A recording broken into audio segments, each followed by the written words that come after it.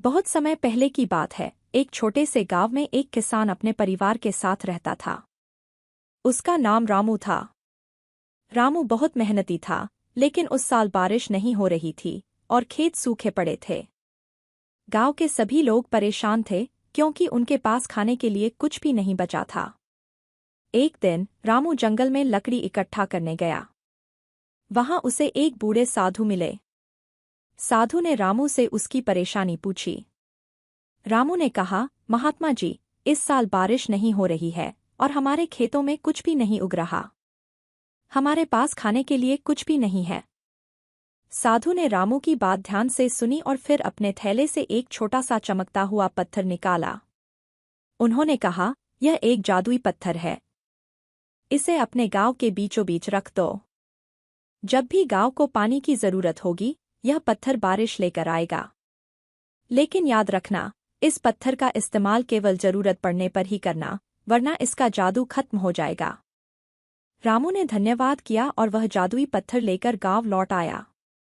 उसने गांव वालों को साधु की बात बताई। सबने मिलकर पत्थर को गांव के बीच में रख दिया।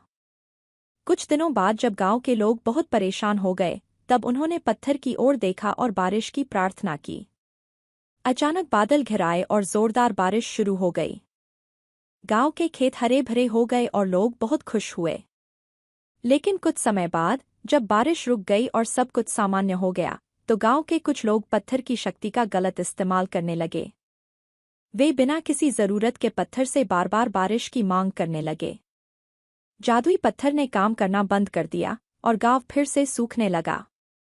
तब रामू ने सभी गांव वालों को समझाया, साधु ने हमें सिखाया था कि हमें केवल जरूरत के समय ही जादुई पत्थर का उपयोग करना चाहिए था। जब हम लालच में आ गए और बार बार बारिश मांगी, तो पत्थर ने काम करना बंद कर दिया। हमें साधु की सलाह का पालन करना चाहिए। गांव वालों ने अपनी गलती समझी और फिर से पत्थर की सही तरीके से पूजा की। धीरे धीरे मौसम सामान्य हुआ और बारिश भी समय पर होने लगी। अब गांव के लोग समझ गए थे कि मेहनत और धैर्य के साथ जादू से बढ़कर कुछ नहीं होता।